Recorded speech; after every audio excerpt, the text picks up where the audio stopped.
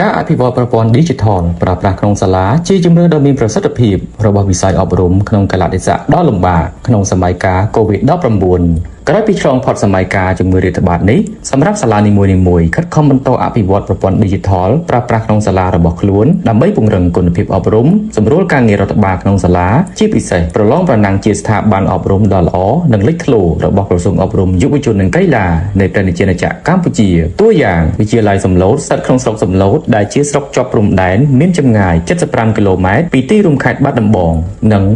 466គីឡូម៉ែត្រពីរាជធានីភ្នំពេញបានខិតខំបន្តអភិវឌ្ឍប្រព័ន្ធគ្រប់គ្រងសាលារៀន Digital តាមរយៈការប្រើប្រាស់កម្មវិធីវិទ្យាល័យសំឡូត Student MIS ដែលជាកម្មវិធីគ្រប់គ្រងសាលារៀន Digital ផ្ទាល់របស់សាលាកម្មវិធីនេះបានដាក់ប្រើប្រាស់ក្នុងសាលាតាំងពីឆ្នាំ2020ដែលផ្ដល់ភាពងាយស្រួលនិងអត្ថប្រយោជន៍ជាច្រើនដល់សាលាលោកគ្រូអ្នកគ្រូសិស្សព្រមទាំងអាណាព្យាបាលសិស្សផងដែរគោលទៅក្នុងការប្រើប្រាស់បានគឺសម្រាប់ទៅលើគ្រូបង្រៀននិងសិស្សហើយជាមួយនឹងអាណាព្យាបាលនិងសហគមន៍នៅក្នុងស្រុកយើងផ្ទាល់តែម្ដង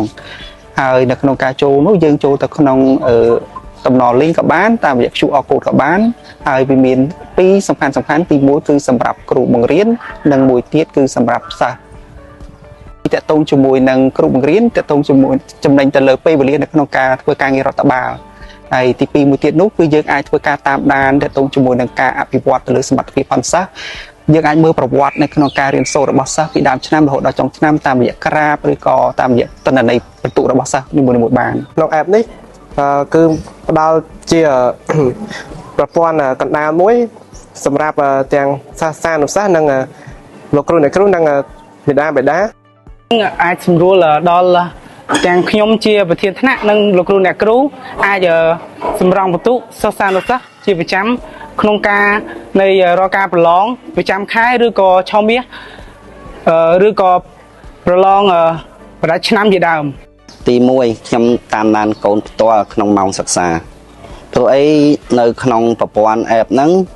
គឺសាលាបានតម្លាក់ចូលនៅកាលភាគសិក្សាប្រចាំថ្ងៃការសិក្សាប្រចាំថ្ងៃហ្នឹងគឺមានមុខវិជ្ជាហើយឈ្មោះគ្រូហើយនឹងលេខទូរស័ព្ទគ្រូផ្ទាល់ហ្មងពេលខ្លះខ្ញុំគ្រាន់តែចង់ check មើលថាកូនខ្ញុំកិច្ចម៉ោងនឹងអត់អញ្ចឹងខ្ញុំចូលក្នុងប្រព័ន្ធមើលការភាគខ្ញុំនឹងឃើញឈ្មោះលោកគ្រូហើយមុខវិជ្ជាហើយលេខទូរស័ព្ទខ្ញុំអាចតំណងតាមលេខទូរស័ព្ទផ្ទាល់ជាមួយលោកគ្រូហ្នឹងហ្មង